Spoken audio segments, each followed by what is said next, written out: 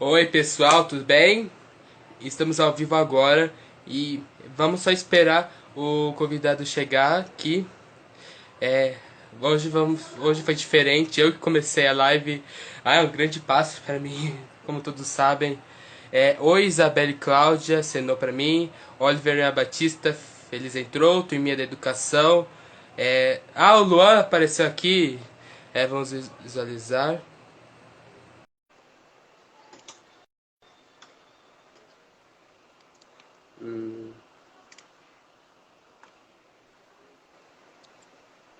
Oi, Luan! Oi, tudo bem? Tudo certo? Tá me ouvindo? E você, cara, tá bom? Tudo certo, tudo tranquilo. Graças a Deus. Luan, rapidinho quer falar assim que a sua imagem tá travando um pouco. Melhorou? Melhorou? Melhorou um pouco. Tá certo, então deixa eu só ajustar meu microfone, que eu pareço um astronauta com essa cara, com esse microfone Eu sei aqui, como é né? isso. Eu tenho até um fone de ouvido, só que ele é aqueles pequenos, sabe? Eu já fiz uma live com um desses fones de ouvido aí. Meu Deus, eu tava com o ouvido péssimo naqueles dias. Já faz acho que um ano. Mas enfim, bem-vindos, meus amigos, a essa grande live que estamos tendo hoje. É, eu vou me apresentar. Queridos amigos, meu nome é Lucas Oliveira Romualdo, mas podem me chamar de Lucas. É, eu sou do estado de São Paulo, tenho 16 anos, eu estou no segundo ano do colegial, comecei este ano, e sem mais delongas, vamos apresentar o nosso convidado de hoje, é o Luan. Também uma coisa especial também, essa é minha primeira live deste ano, então é uma ocasião bastante especial para mim e para todos nós que estamos aqui esta noite, linda noite hoje de quinta-feira, e vamos começar. Luan, pode se apresentar? Primeiramente, Lucas, eu agradeço o convite, porque é uma honra estar no seu canal, né? Porque toda vez eu vejo teus quadrinhos, eu digo que para mim é uma grande alegria, né? Quando tu fala em espanhol, vou ter lá falar um pouco. Buenas noches a todos y a todas amigas e hermanas e hermanos. Ah, tá bem que eu tô bem espanhol, né? Pra testar, né? Olha, sinceramente, na verdade, eu só sei algumas palavras em espanhol, por exemplo, essa é uma das poucas que eu sei. Eu sei, inglês, você também sabe inglês, Luan? No, no, só espanhol. Só espanhol, minha área. Minha área é espanhol só. Tá, vamos lá. Você é grandíssimo em espanhol, mi hermano.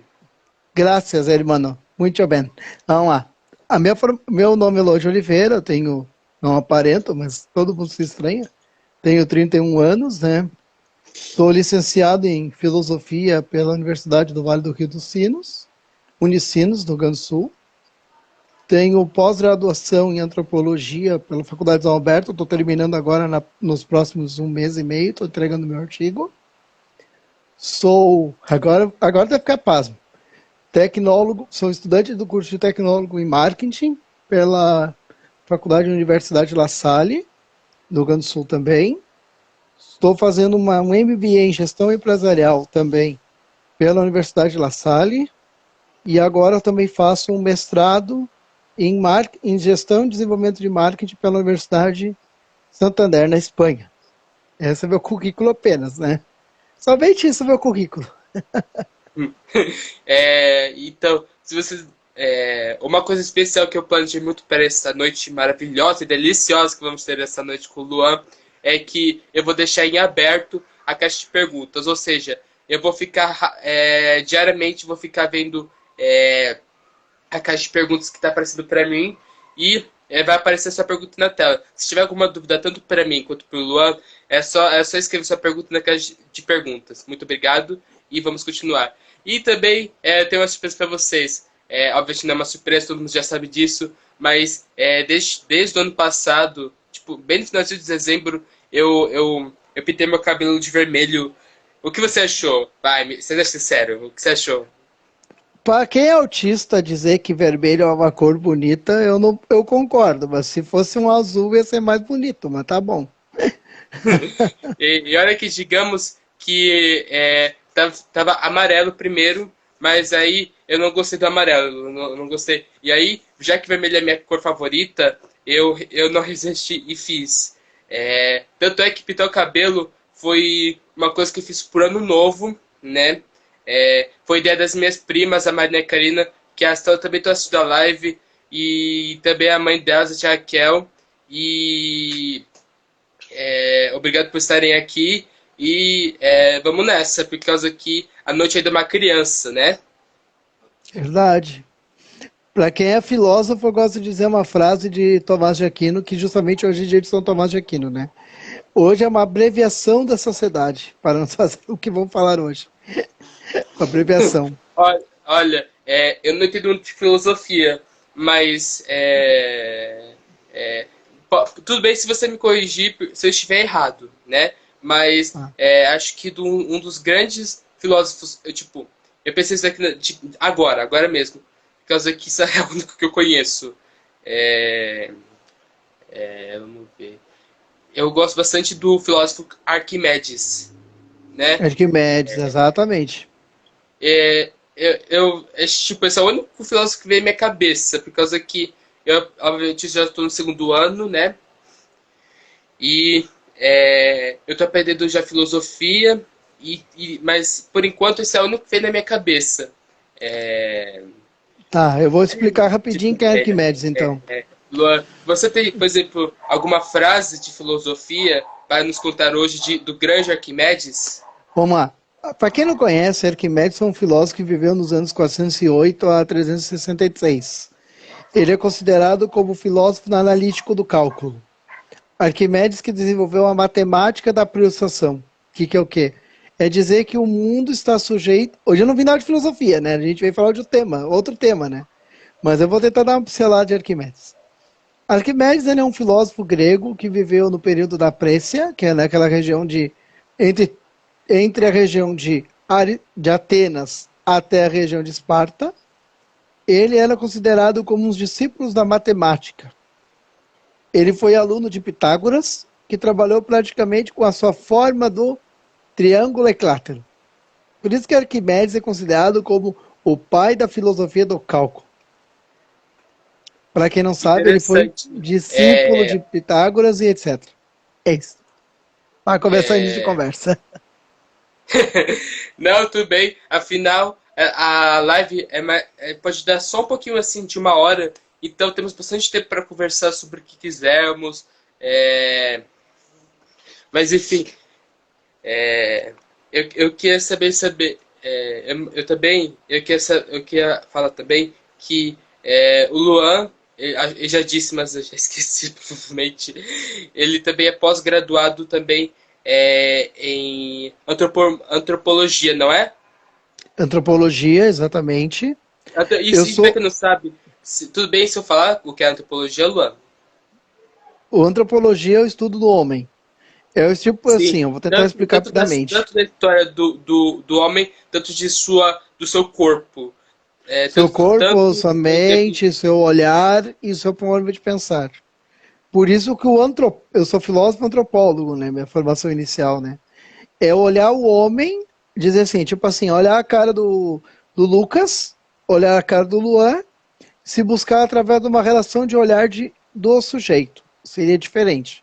Diferente da filosofia que pensa o seu pensamento, a antropologia estuda o homem ao olhar do seu pensamento. Por isso que muitas vezes na filosofia e na antropologia, eles se distinguem em três formas: olhar, pensar e raciocinar. Por isso que eu digo que a filosofia e a antropologia são juntas.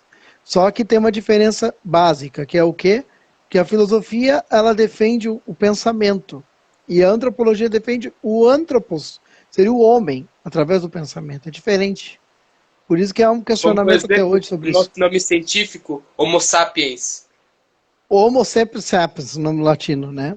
Que seria o homem além do seu pensar de forma de crescimento.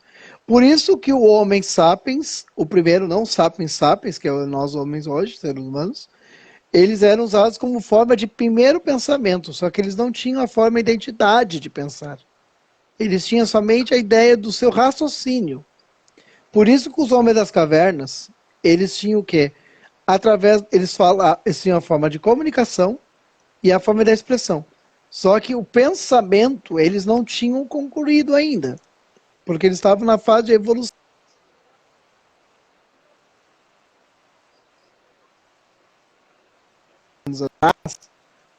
Aparece o quê? Que o homem, ele começa o quê? A buscar o quê? O sendo sentido. Que é através dessa forma frontal, que é o pensamento. Não é a forma lateral que é usada através da forma da crença ou da forma do sujeito. Diferente disso. E eu acabei de perceber uma coisa. Eu já vi várias fotos e imagens dos nossos antepassados quando ainda existiam, por exemplo, mamutes, tigres de sabre, preguiças. Por falar nisso, você também gosta dos filmes da Era do Gelo? Meu filme predileto.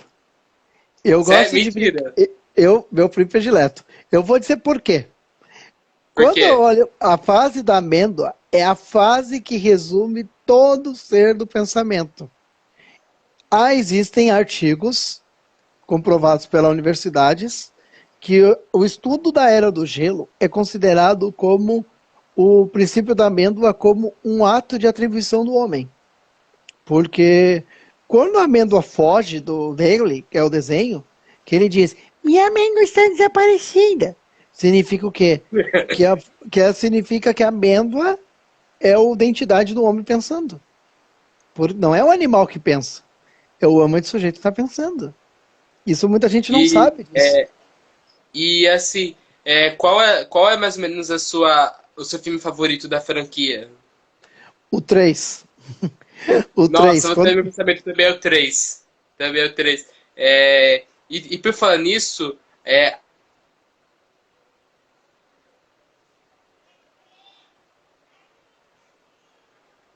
Luan?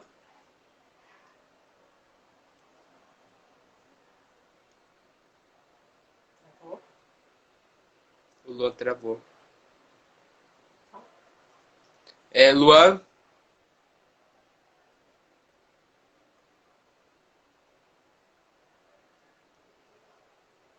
Ixi, ele saiu. Mas não se preocupem, todo mundo. Eu ainda tô aqui, calma, relaxa. É, enquanto ele tenta entrar, eu quero falar também para vocês que eu quero perguntar uma coisa para vocês, já que só estamos todo mundo aqui e só eu. Eu quero perguntar, mães, pais de autistas, eu queria saber como está sendo, por exemplo, as escolas para os seus filhos. Para quem me responder aqui na caixa de comentários, eu vou ler cada um por um e vou dar minha opinião pessoal.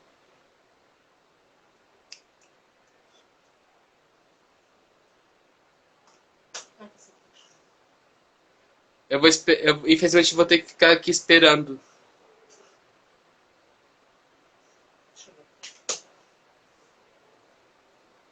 Então, convida ele.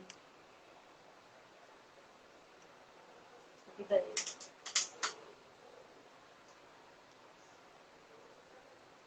Você acha que tem que dar convite pra ele de novo?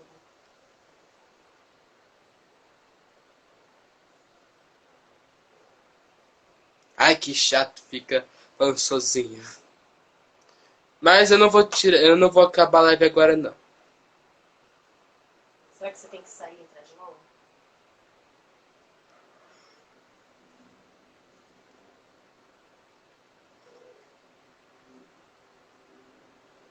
Então, eu queria perguntar, eu iria perguntar pro Luan, mas né, já que vamos aproveitando que só tá eu,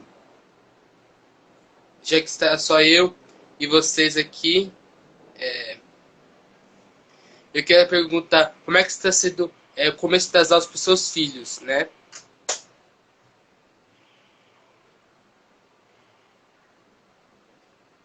Lê aí. Repete a pergunta. Eu queria saber como é que está sendo o começo das aulas para os seus filhos.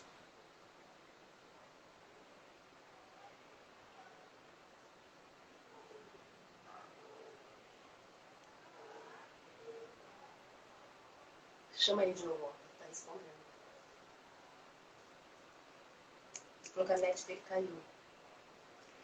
Eu recebi aqui uma mensagem do Luan falando que a internet dele caiu. Você tem que enviar o convite de novo, né? Manda ele tocar. Ah, é que eu recebi né? Eu recebi aqui um comentário da Prof. Roberta Fabiana. Então, Lucas, estou super ansioso para voltar às aulas. Terei 2 alunos autistas. Olha, peraí, o Luan visualizou aqui e ele vai ter daqui a pouco.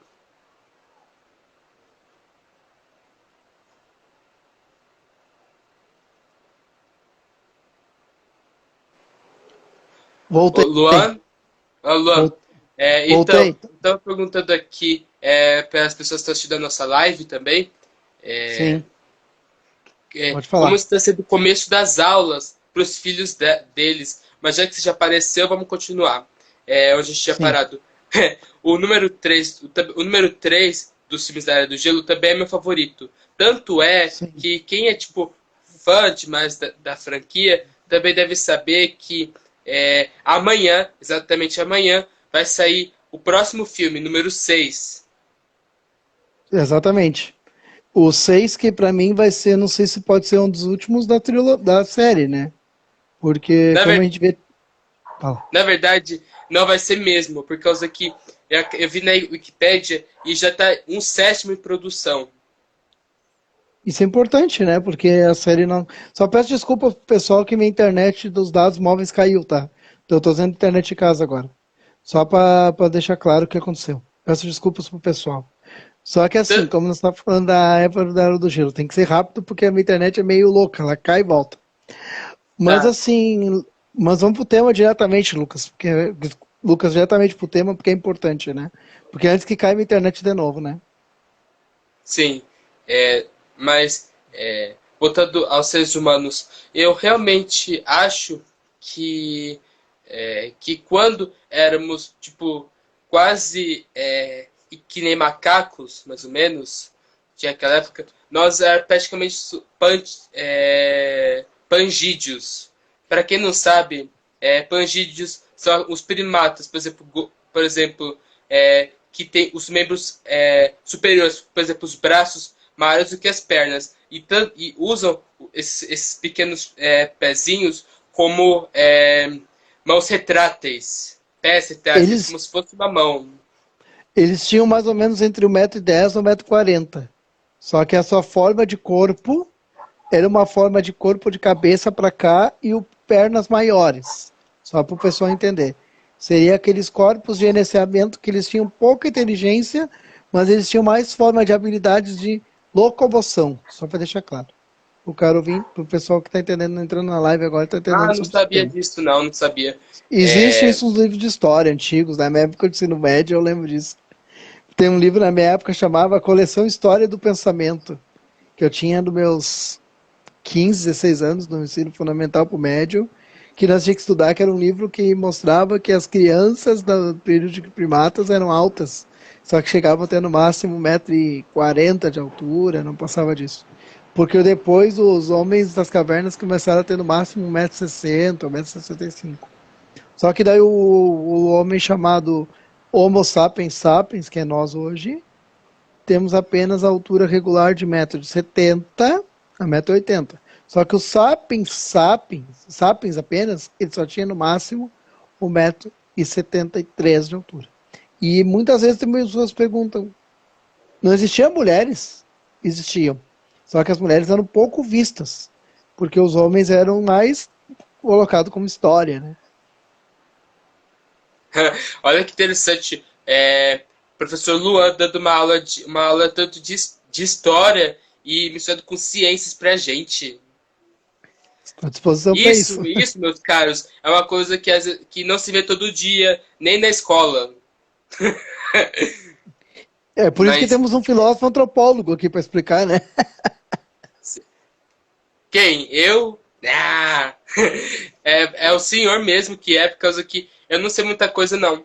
Mas a minha área pessoal, a minha área são os animais. Tanto é que, já que estamos falando sobre dessa parte de animais, quando eu for fazer faculdade, eu realmente tenho algumas perguntas para te fazer, por causa que eu quero muito fazer zoologia. Mas, infelizmente, às vezes eu tenho medo dos mais pequenos animais. Por exemplo, às vezes eu tenho medo, tipo, não medo, tipo, ai meu Deus, vou sair na rua. Não, tipo, pombos. Eu não tenho medo, só que quando eles chegam muito perto de mim, tipo, quase perto do meu pé, eu não sei, me dá uma agonia enorme quando eles chegam perto de mim e dá vontade de chutar eles pra longe.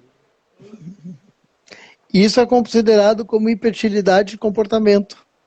Porque quando tu E, tem medo de alguma hiperatividade de comportamento, porque se tu vê um animal na tua frente que tu não gosta, tu vai agir. Isso no instinto do autista é normal, porque ele vai buscar o quê? Através da função cerebral, ele vai achar que é um contato de mente. Ele vai achar que é um animal agressivo, tu vai achar que é um animal que mata, é um animal que chuta, é um animal que vai te morder. Isso é normal no processo do autismo. Isso até eu posso dizer pelo meu lado de autista, posso dizer. Porque quando eu era criança, eu tinha medo de barata, eu tenho medo de gato, eu tinha medo de gato quando era criança, eu tinha medo de cachorro, etc. Mas depois, com o processo, eu fui me acostumar. Só que eu tenho medo só de um animal na minha vida, barata. Eu não posso ver uma barata na minha frente que eu tenho trauma. A minha esposa pode dizer melhor que eu. Se eu ver uma barata na minha frente, eu prefiro que ela mate a barata do que eu matar. Imagina. Um olha, homem uma deveria coisa ser eu tenho que como. falar que eu não tenho medo de barata, né? Eu tenho que te contar uma coisa que você vai achar horrorosa, mas é, eu não tenho medo de pegar barata na mão. Eu tenho coragem até de pegar pela antena, assim, e ficar mexendo. Ah, tu tem a mania do professor Girafales quando ele diz que baratinha pontudita que não se salva com essa dita. É bem isso que está acontecendo, né? Ai, É bem, Chaves, isso foi muito bom. é É, bem isso. mas, voltando ao medo de animais, hoje mesmo, falando barato, hoje mesmo, de manhã, quando tem um tanque aqui perto, tem um tanque de lavar as mãos aqui em cima, por causa que eu tô na parte de cima da minha casa, fazendo essa live, né? E o tanque tava com água, só que tinha uma coisa nojenta, tinha uma barata morta boiando em cima. Ah, não, E é só olhar para isso. Eu tô tranquilo, com tipo, barata morta eu não tenho medo. Mas barata viva, sai de perto. É né? bem isso. Você é mais ou menos igual a minha prima Luísa, às vezes. Por exemplo, outro dia, quando ela estava aqui em casa, ela ficou em cima do sofá por causa que só naquela noite que ela estava aqui apareceram 3 baratas. Uma já dá trauma. Imagina três numa menina. A menina pula. De Vixe, medo. aí não. Agora, deixa eu falar dos meus medos, né? Eu tenho até agora medo de cães e gatos. Só que eu tenho regras de medo. Por exemplo, quando eu tô na rua com a minha mãe andando normalmente na rua e passa o cachorro do meu lado, eu não tenho medo, por causa que eu sei que o cachorro vai me ignorar. No máximo ele poderia até me cheirar e parar, mas eu não faria nenhuma reação brusca, por causa que eu não quero, por causa que apesar de eu ter medo de cães e gatos, eu amo cachorro. Eu não faria mal a eles nunca, nunca mesmo. Gato já é outra história. Eu não gosto de gato. Gato, pra mim, são criaturas das trevas. Pra mim. É que assim, os gatos eles são considerados na mitologia persa como a proteção do céu, né? E os cachorros eram considerados na mitologia romana como o alto latido da sociedade, né? Seria o que é a defesa da sociedade. Muita gente não sabe É, disso. eu também sei que na época de 800 e pouco, quando ainda falavam de existências de magos e bruxas, normalmente os gatos representavam tanto a transformação de bruxas quanto os seus animais de estimação. É por isso que Por na isso, época eles eram confundidos como interpretações do mal e das bruxas. Por isso que os aldeões normalmente perseguiam os gatos com cães.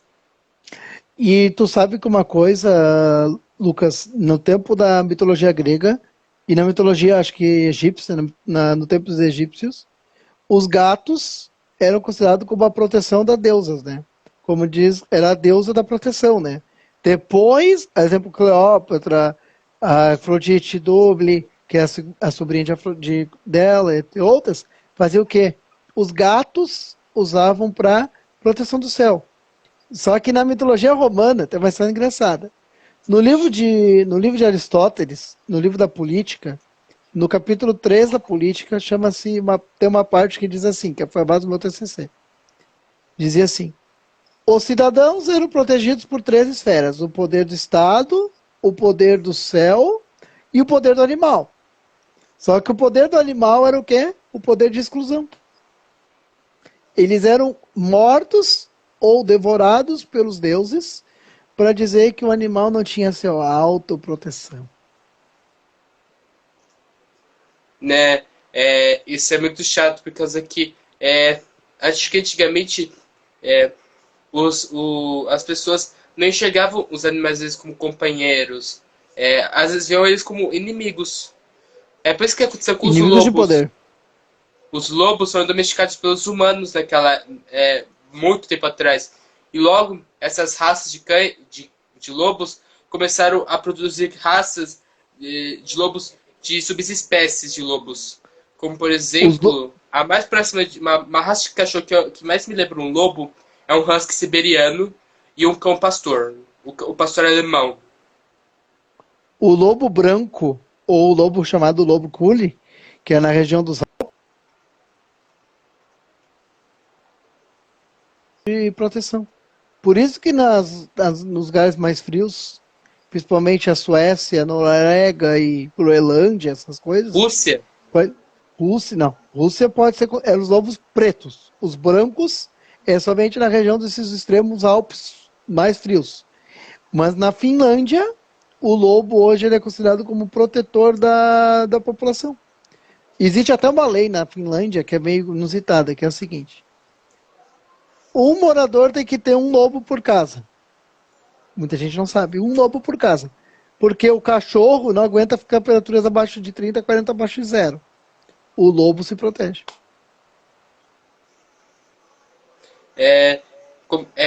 Tanto é que, por falar em cães e lobos e outros canídeos, eu tava falando dos meus medos, né? Gato, continuando, gato, se passa perto de mim também eu não tenho medo, por causa que se eu fazer assim, vá, o gato sai correndo. Por causa que eles são às vezes que nem pombos. Quando a gente chega perto, eles têm medo da gente e sai correndo. E não quer nada com a gente. Cães, eu vejo que quando a gente faz assim, eles querem brincar com a gente. Mesmo que é um cachorro que a gente mal conhece, ele pensa que todos nós são os amigos dele. E quer brincar com a gente. E é por isso que eu vejo a lealdade, companheirismo eu acho que daria até infância de cães, parece que vem do DNA deles. Exato. É porque o lobo ele tem o sentimento da proteção. Porque no Brasil, a gente tem a amizade de dizer que o cachorro, o melhor amigo do homem é o cachorro, né? Daí vem uma tese do Platão, que brinca no mundo das ideias, e diz que o maior devedor da ideia é o ser humano, não é o animal. Coisa, né? Né? Mas a diferença entre meu medo de cães é mais ou menos assim. Como eu disse, quando você passa perto de mim na rua, eu não faço nada. Mas antigamente eu ficava com muito medo, sempre quando na rua. Mas quando eu tô numa casa com um cachorro, já é diferente. Por causa que se eu souber que eu vou ter que ficar um tempo naquela casa, eu vou ficar com medo. Medo demais. Por causa que eu sei que o cachorro vai querer me observar, vai querer me cheirar. E assim, eu tenho esse tema de cachorro desde pequeno. Por causa que uma vez o cachorro Dog Sound do meu avô, eu tava passando assim no queixo dele, e aí acho que foi meu avô que fez isso, mas eu não sei se foi o cachorro fez por conta própria ou meu avô que puxou a cabeça dele. E ele fez, acho que foi meu avô, ele pegou a cabeça do cachorro, fez assim no meu dedo, e eu não lembro se machucou, mas doeu um pouco.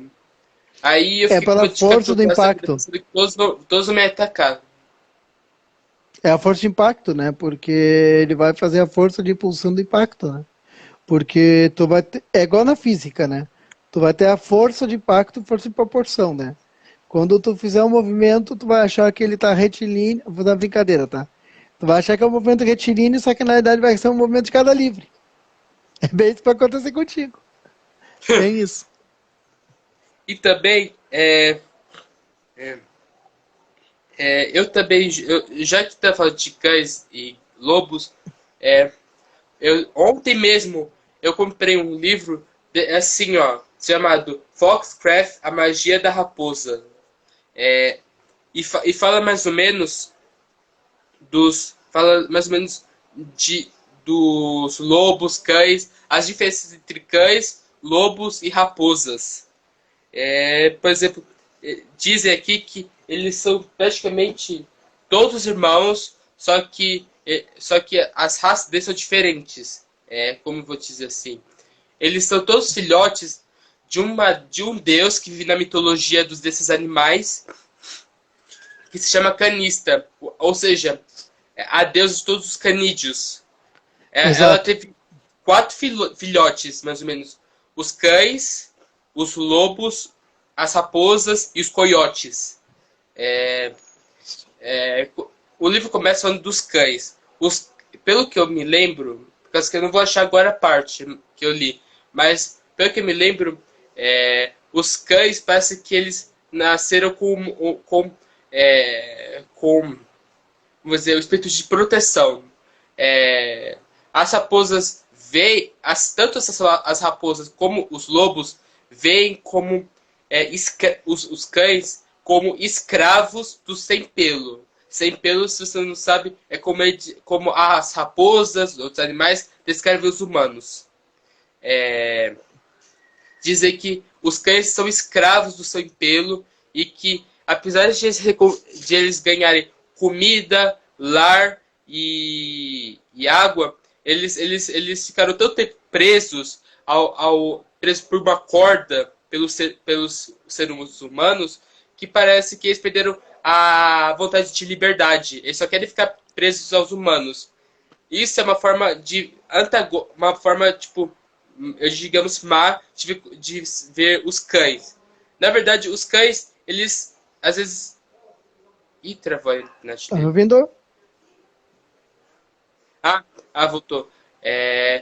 As raposas, os cães, por exemplo, como nossos escravos. Nós damos comida, proteção, água para eles. Só que parece que as raposas e os cães, como formas de vida que não querem a liberdade.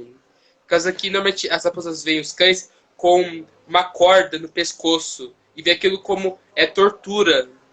Isso. E as raposas e os cães agora falam também dos lobos. Os lobos, para eles, dizem que são as criaturas mais nobres de Canista. Dizem que os lobos, ao contrário dos cães, eles não aguentaram a devastação do ser humano e Exato. correram para as montanhas altas das neves, né? Foi o que eu expliquei antes. E falaram também que ficaram cada vez mais e mais selvagens e podem ser perigosos até aos seus próprios irmãos. Por exemplo, quer dizer, cães e raposas também. Um ponto, Lucas, que tu traz, deixa eu só explicar uma Eles questão. não ligam. Oi? Deixa eu só explicar antes que dá um problema da minha internet cair de novo. Quando a gente vê a questão dos animais, do período, praticamente os felinos e os animais, os quatro patas, a gente chama, né? Quando tu fala da questão dos animais, dos coiotes e outros que são quatro patas, eles definem o quê? Que naquele período grego, quando foi criada a mitologia dos animais, os gregos definiram que o alimento deles seria a sua própria vida. Sabe como é que eles buscavam o seu alimento? Até eu vou contar uma história curiosa. No livro do Sócrates, tem um livro chamado O Discurso de Sócrates, ele coloca bem assim: as pessoas desse tempo se alimentavam de alimentos de animais. Porém, os animais se alimentavam deles mesmos. Que coisa, né? Porque naquele período mitológico, a Grécia Antiga, ela variava o quê? Ela variava que um alimento do seu próprio animal era ele mesmo, teria que se alimentar do outro. Não era o Lucas que tinha que comer milhões de quilos de comida porque ele fazia o seu próprio alimento. Só que o animal pitagórico era ele mesmo que se produzia. Que coisa, né? Ele era preparado para ser morto, ele alimentava o do outro, e a produção dos pelos era usada pelos homens daquela época para se fazer aquecimento. Que coisa, né? Interessante. Praticamente É, nós estamos, deixa eu fazer uma brincadeira, nós estamos praticamente hoje falando de mitologia do que falar de invasão escolar, né? Que era o nosso tema, né? Mas é verdade. bom que nós podemos falar agora do nosso tema, né, Lucas? Pra gente entrar antes que dê um problema na minha internet de novo, né? Muito obrigado. Não, não deu problema nenhum na sua internet. Mas como eu A tava minha, dizendo. A sua não tá com problema não. Mas como eu tava dizendo, no livro, né? Diz também que os lobos eles só são cuidadores com a sua matilha, com as alcateias, e que simplesmente se voltam com todo mundo. Eles também são muito, as raposas escrevem os lobos também como muito orgulhosos. Eles não aguentam receber ajuda de ninguém, só deles mesmos. por isso que E, vem a e palavra aí, egoísta. Por isso que eu vou te contar uma isso, história. Por isso que depois vem o termo alcateia, que significa alcoteitos, significa um conjunto de aros. E egoísta é egoessos, significa eu mesmo. Por isso que os lobos, se tu observar claramente, eles são egoístas, eles mesmos se alimentam deles mesmos. Eles não dão pro outro, eles dão para eles mesmos. Por isso que muitas vezes os documentários da History, do Discovery Channel e da National Geographic e uma Planet mostram que os animais egoístas, 95% dos animais são egoístas, são os lobos. Por quê?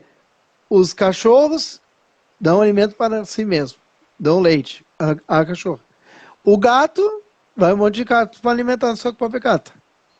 Somente os lobos não se alimentam sozinhos. Ele tem que se alimentar para ele mesmo, porque por isso que o leão, os outros animais, todos dividem seu próprio alimento, diferente do que a gente vê no lobo, que o lobo se come dele mesmo e não quer se ajudar. É isso.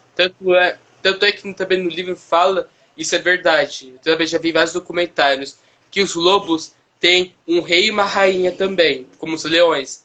E às vezes, quando principalmente qualquer um tenta, por exemplo, quando eles caçam, obviamente, matilhas, os lobos.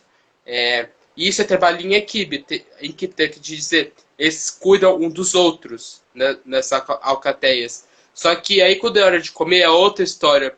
Tem que ser primeiro aqueles que estão acima da alcateia. Eles comem Os primeiro, eles comem líderes. quanto eles quiserem e deixa os restos para os servos. Isso, as raposas falam que isso é igualzinho aos cães que servem a gente. Os servos dos lobos servem a rainha e o rei lobo.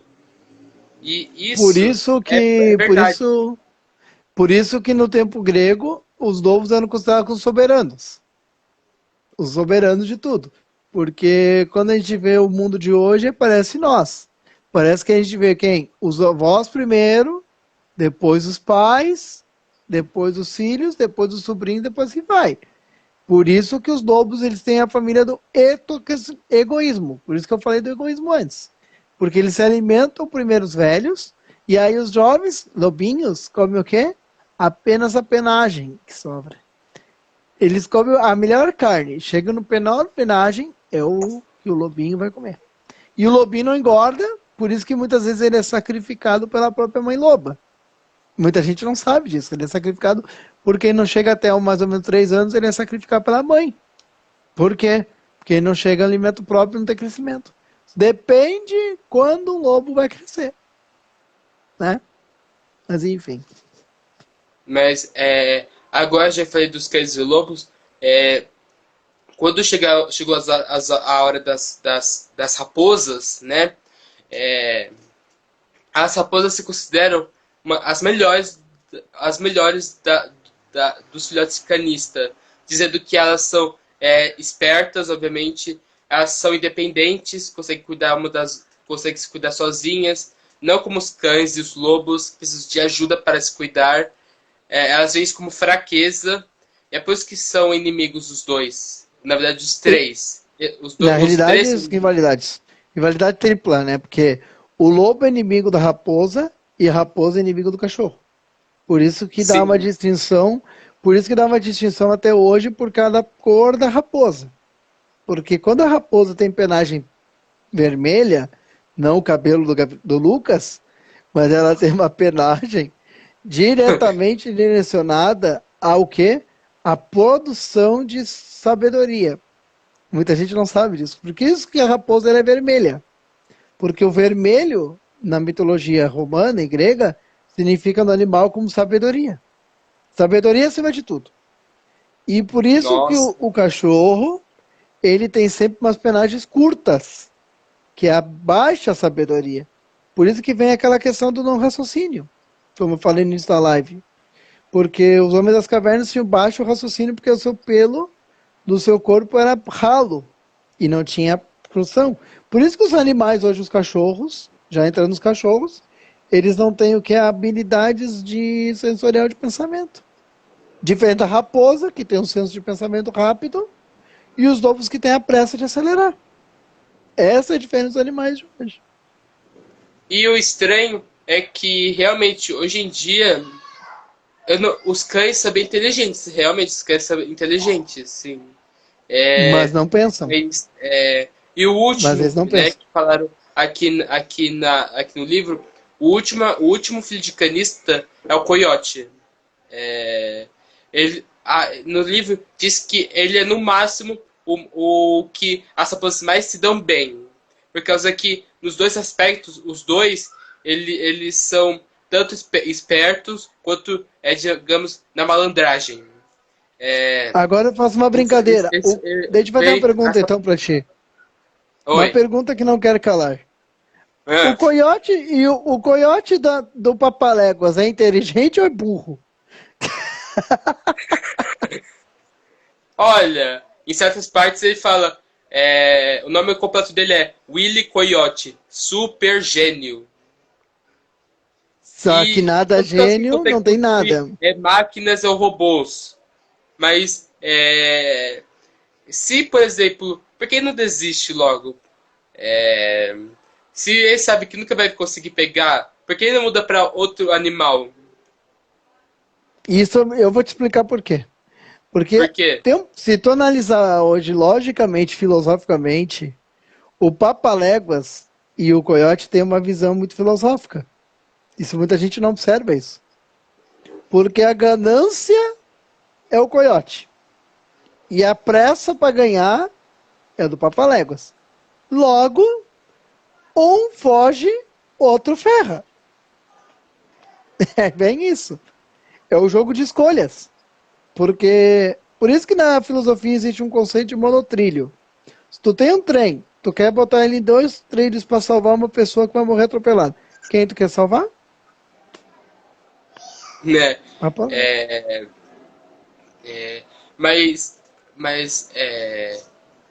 Quer dizer...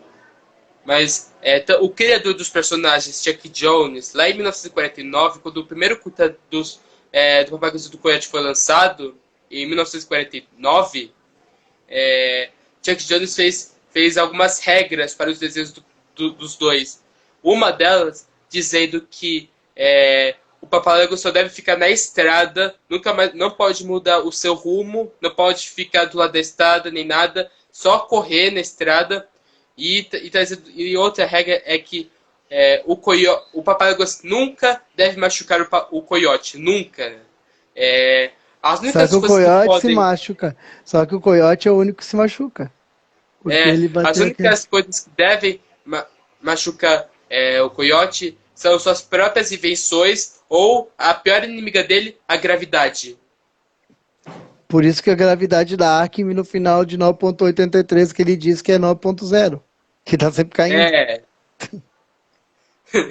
mas voltando ao livro, dizer que as raposas e os coiotes são as que mais estão bem, por causa que a maioria tem a mesma personalidade. Só que dizem, né, que os coiotes são um pouco mais trapaceiros do que as raposas. Eles não comem eles não comem só o necessário. Eles querem comer mais e mais do que o necessário. As raposas só comem o suficiente para encher. O coiote, ele, como também diz, é ganancioso. Ele quer pegar mais e mais do que ele pode pegar. Por isso que o George Jones, quando criou a história do Papaléguas, ele disse numa entrevista em 1949 ou 50, dizendo assim, perguntaram para ele no jornal americano New York Times, por que o coiote tem que comer mais comer que o Papaléguas?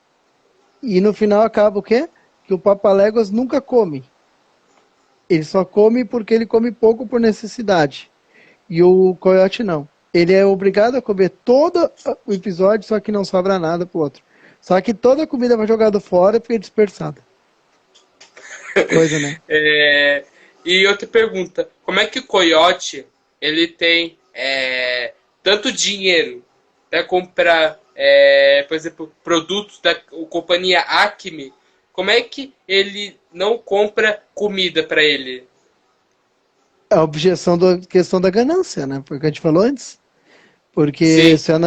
se analisar hoje o conceito, tem uma tese na filosofia do conceito de angústia, né? Que diz que tem um artigo até de uma tese de doutorado que eu li uma vez, que diz assim, que os desenhos animados comem tanto que eles não se sabem quanto vão se sustentar. Eles vão se sustentar através de uma ganância pessoal, uma ganância dele interpessoal. Bem isso. Às vezes eu penso que, às vezes parece que o papagaio às vezes não tem cérebro, por causa que ele às vezes não percebe o perigo e ele raramente fica com assim, ó, com a cara assim, ele fica feliz com as coisas. E como você disse, a única coisa que eu já vi o papagaio às vezes comendo é alpiste para pássaros. E em um episódio, em um curta, eu vi o Papaléguas com uma placa pro Corte falando Papaléguas não sabem ler e não conseguem beber água. Verdade.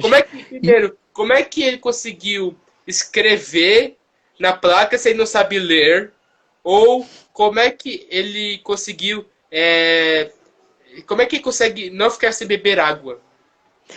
E tem uma outra pergunta que eu boto dentro dessa mesma pergunta que tu fez. Quando ele chega no final da placa, tá escrito assim, porta à direita. Só como é que ele sabe que tá escrito porta à direita? E ele entra pela porta direita. Ele parece assim, então eu vou entrar. Daí ele não fala.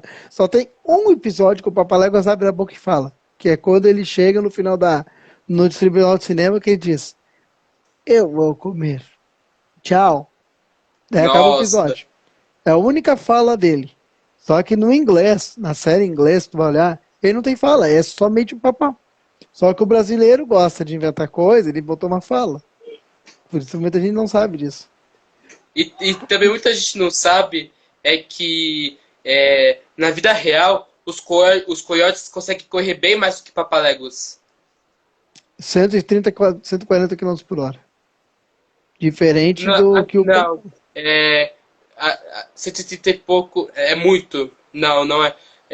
Eu já ouvi falar, eu já vi, e é verdade, os papaléguas conseguem chegar até 34 km por hora, é o máximo deles. E o mínimo é 28. Os coiotes conseguem chegar até 64. Eu vou te contar uma história muito engraçada, né? Um dia eu li um vídeo, sobre a história do Papaléguas, né? Perguntaram por um tradutor, né? Por que o Papaléguas corre tão rápido e o coiote é tão devagar? Ele falou, chama as organizações Acme que vão responder essa resposta, porque não tinha mola. É bem isso. Nossa. Daí o cara foi totalmente discordado. Nós temos 10 minutos, já quase acabando nossa live. Eu quero falar só diretamente o nosso tema, que seria, né, que a gente entrou em história de educação, nós falamos só de papaléguas e desenhos animados. Rapidamente, porque pode cair a live 1 hora, né? Que é assim, ó. Muitas vezes a gente vê o aluno, né, como o Lucas pediu, né, pra gente falar sobre diversidade e educação, né? Hoje em dia a gente Sim. vê o pessoal preocupado de escolher cursos, essas coisas assim, né? Eu posso dizer como professor também, que sou formado, eu vejo que a indecisão hoje para escolher é igual aos desenhos animados que a gente falou hoje. Porque não é fácil tu escolher uma profissão que tu quer seguir. Para mim, escolher ser filósofo não foi fácil. Tive que decidir, eu estava em dúvida entre direito, teologia e história para fazer filosofia. E agora, como também sou antropólogo e também trabalho com homem, estudo do homem é um tema bem complicado, a gente tem observado nas escolas. Porque a gurizada hoje tem muitas dificuldades de compreensão, dificuldade de entender o que é a matéria, né? E com isso, pessoal, é importante vocês que estão no segundo ano do ensino médio, como a idade do Lucas, decidir uma carreira não é fácil. Decidir o que tu quer ser. Como o Lucas está em dúvida de zoobotânica, muita gente tem dificuldade de escolher o que quer seguir. Não por medos e por escolhas. O que decide muitas vezes escolher são 3 passos que eu vou deixar aqui, que são os seguintes. O primeiro passo é você decidir o que tu quer seguir, é você estudar no ensino médio vendo o que você vai gostar mais. Porque muitas vezes na filosofia, quando o cara vai estudar para ser filósofo, ele pensa: eu vou estudar filosofia, eu vou gostar de Marx, vou gostar de Platão, vou gostar de Sócrates. É um processo nada fácil, porque tu tem que ler muito. Para ser filósofo hoje, tu quer ser filósofo, tem que ler muito. Segundo passo, se tu quer ser um zoobotânico, quer ser um advogado, quer ser um professor, tu tem que decidir isso inspirando por alguém. Porque se tu vê animais, tu vê tudo, tu vai se inspirar por um animal. Quer dizer, você veterinário ou zoobotânico. Se tu quer ser um advogado, vai inspirar um tribunal, ver um julgamento. E se tu quer ser um professor de filosofia, vai inspirar um professor que te deu aula. E o terceiro passo, e o último, que eu deixo aqui, porque hoje em dia na educação, para nós tornarmos ser professores, e eu ser professor, sou formado em filosofia, sou formado em antropologia, e eu tenho 2 faculdades, né, como marketing, e agora estou no mestrado, fora do país, estudando fora do país também, tu tem que tomar uma decisão de urgência. É dizer, é como um bombeiro, tu vai apagar um incêndio, tu sabe ligar a mangueira, mas não sabe como é que vai apagar esse fogo. Tu tem que tomar uma decisão rápida, porque hoje em dia, o mercado de trabalho tem que escolher na hora certa. Porque se tu não escolher a tua profissão, o que o teu mundo vai ser? Vai ser um professor, vai ser um médico, vai salvar alguém? Tu não pode deixar para amanhã. Tem que ser agora. E é por isso que eu já sei tudo que eu quero fazer na faculdade. Eu quero fazer zoologia, ou no mínimo biologia. Por causa que zoologia é a parte da biologia, que é a parte do estudo dos seres vivos, mas principalmente os animais. Que não é Eu não fácil, quero né? ficar estudando, eu não quero ficar estudando parte da biologia que fala, por exemplo, das plantas, de como, por exemplo, os seres humanos se comportam, etc. Mas para mim isso digamos, não é legal. Eu gosto de saber dos seres vivos, além dos seres humanos, os animais, né?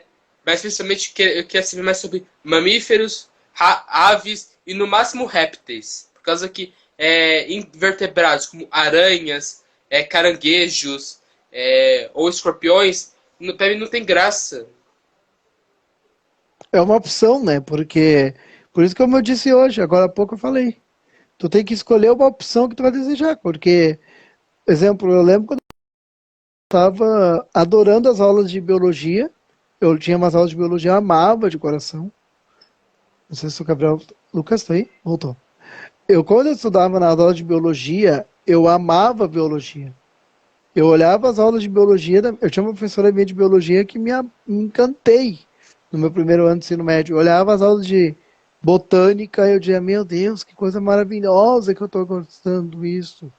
Mas eu digo que é um processo de coração. Mas é uma forma que foi de interessante, tá? Lucas, eu vou ter que sair porque eu tenho um compromisso, me chamaram, tá? Agora mesmo? Agora mesmo me chamaram, tá? Tá. Então, posso fazer rapidinho uma pergunta, rapidinho? Não vai dar tempo, eu já tô me chamando para um compromisso, tá? Tá bom. Então, muito obrigado a pessoas que estão aqui. Mas deixa eu só ver aqui. Que pena, não consigo abrir o nome das pessoas. Mas enfim, espero que tenham gostado dessa live. E falou, tchau, Luan.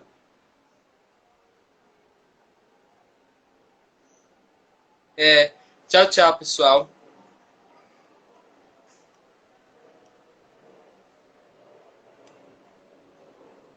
Eu vou salvar. Mas tá com problema aqui no meu celular. Eu vou salvar. Vem cá.